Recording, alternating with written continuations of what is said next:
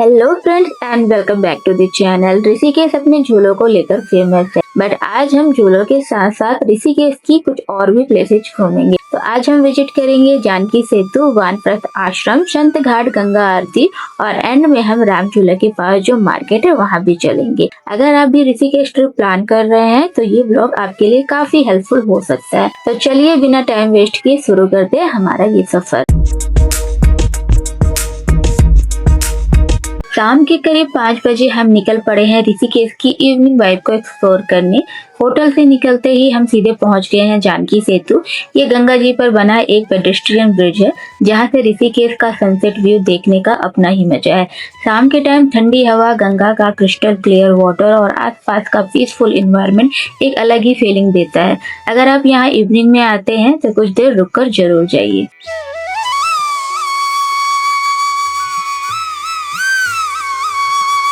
जानकी सेतु cross करते ही हम पहुंचते हैं वानप्रस्थ आश्रम। इसे ऋषिकेश का ओल्डेस्ट और मोस्ट पीसफुल आश्रम में से एक माना जाता है। यहाँ का एनवायरनमेंट इतना काम है कि सिटी की सारी नॉइज एकदम डिस्पेयर हो जाती है। मेडिटेशन, योगा और स्पिरिचुअल स्टे के लिए काफी लोग यहाँ आते हैं। अगर आप कुछ टाइम साइलेंस में स्पेंड करना चाहते हैं तो ये प्लेस परफेक्ट है।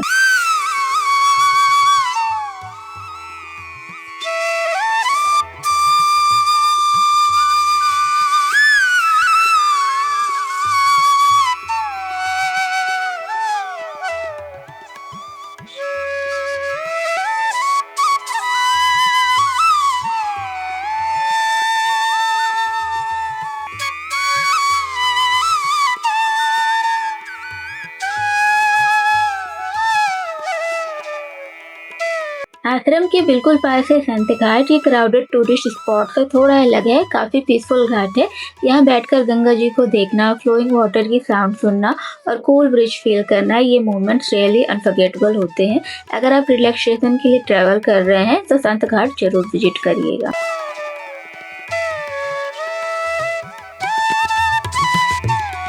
अब हम आ गए हैं परमात्म निकेतन आश्रम। ये एक ऐसी जगह है जहां आते ही एक अलग ही सुकून और पॉजिटिविटी महसूस होती है। गंगा जी के किनारे बसा ये आश्रम योगा, मेडिटेशन और स्पिरिचुअल लर्निंग के लिए एक बहुत ही फेमस सेंटर है। यहाँ का पीसफुल एनवायरनमेंट, गंगा जी का खूबसूरत नजारा और हर तरफ फैला हुआ स्पिरिचुअल एटमॉस्फेयर दिल को बहुत सुकून देता है। सुबह से यहाँ भजन, योगा और ध्यान का माहौल रहता है, लेकिन शाम के वक्त परमात्म निकेतन का नजारा और भी खास हो जाता है। जब सूरज ढलने लगता है और गंगा जी के किनारे शाम की गंगा आरती शुरू होती है तो पूरा माहौल दिव्य लगने लगता है।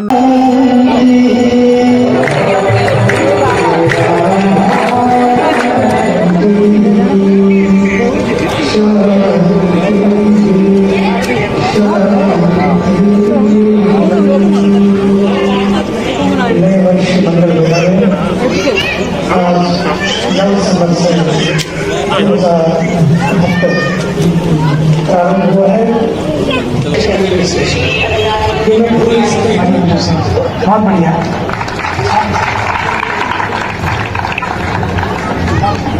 परमार्थ निकेतन आश्रम के अंदर आपको हनुमान जी की एक बहुत ही ब्यूटीफुल और डिवाइन मूर्ति देखने को मिलेगी। इसके आसपास हनुमान जी के जीवन और उनकी भक्ति से जुड़ी हुई कई सुंदर आर्टवर्क भी बनाए गए हैं। ये आर्टवर्क हनुमान जी के डिवोशन, स्ट्रेंथ, करेज और राम जी के प्रति उनके समर्पण को दर्शाते हैं। मूर्ति और इन आर्टवर्क को देखकर ऐसा लगेगा जैसे हम हनुमान जी की भक्ति और उनकी कहानियों को एक विजुअल फॉर्म में फील कर रहे हैं।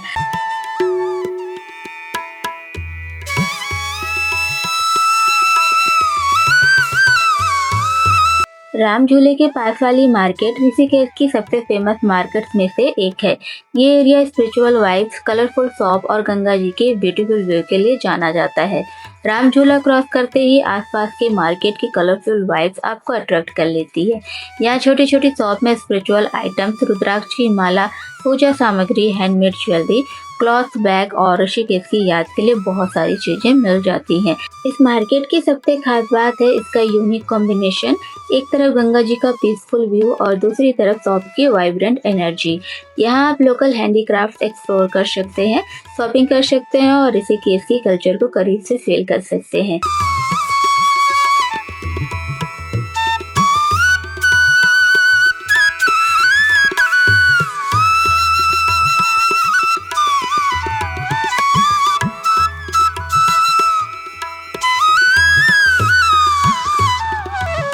Good morning everyone. ब्रेकफास्ट करने के बाद हम निकल पड़े हैं ऋषिकेश के सबसे फेमस टेंपल में से एक नीलकंठ महादेव टेंपल के लिए।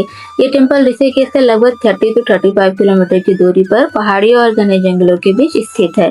टेंपल तक का सफर भी डेस्टिनेशन जितना ही ब्यूटीफुल है। घुमावदार माउंटेन्स, रोड, चारों तरफ हरियाली और बीच बीच में गंगा वैली का व्यू इस जर्नी को और भी मेमोरेबल बना देता है। अगर आप बाइक से ट्रेवल कर रहे हैं तो ये रूट डेफिनेटली एंजॉय करेंगे।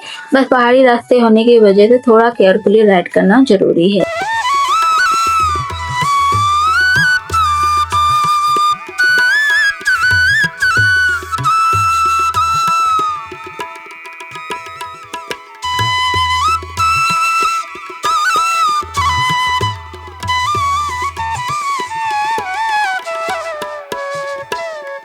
आखिरकार हम पहुंच चुके हैं नीलकंठ महादेव टेम्पल।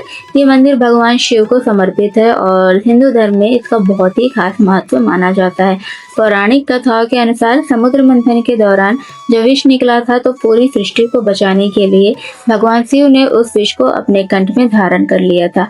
विष के प्रभाव से उनका कंठ नीला हो गया था और तब से उन्हें नीलकंठ महादेव के नाम से जाना जाने लगा। टेम्पल का आर्किटेक्चर भी काफी खूबसूरत है। एंट्रेंस पर समुद्र मंथन का सुंदर सा आर्ट वर्क बना हुआ है जो इस मंदिर की कहानी को और भी खास बना देता है। यहाँ का पीसफुल एटमॉस्फेयर और स्पिरिचुअल एनर्जी दिल को एक अलग ही सुकून देती है। अगर आप ऋषिकेश ट्रिप प्लान कर रहे हैं और थोड़ा एक्स्ट्रा टाइम है तो नीलकंठ महादेव टेम्पल को अपनी लिस्ट में जरूर इंक्लूड करिएगा।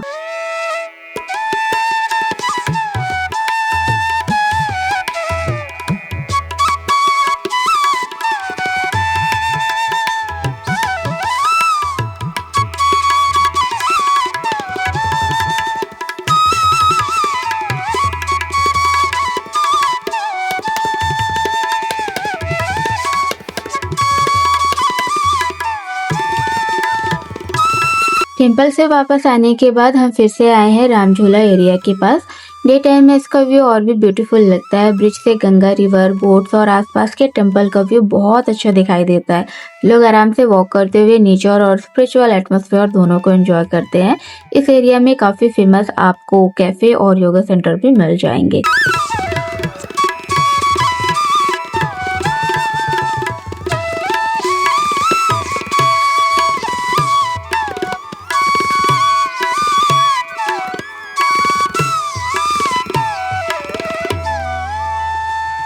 हमारे ट्रिप का लास्ट डेस्टिनेशन है त्रिवेणी घाट। ये घाट माना जाता है कि यहाँ गंगा, यमुना और सरस्वती का स्पिरिचुअल संगम होता है। दिन हो या शाम यहाँ का एटमॉस्फेयर बहुत पीसफुल रहता है। लोग यहाँ मन को शांत रखने और मेडिटेशन करने और बस कुछ देर शांति से बैठकर नेचर को एंजॉय करने आते हैं। अगर आप ऋषिकेश आए हैं और त्रिवेणी घाट नहीं देखा तो ट्रिप कहीं ना कहीं आपकी अधूरी रह जाएगी। और इसी के साथ हमारा ऋषिकेश का ये सफ़र यहीं ख़त्म होता है। बाइक से की गई ये जर्नी हमारे लिए काफ़ी मेमोरेबल रही। Thanks for watching. मिलते हैं नेक्स्ट जर्नी में।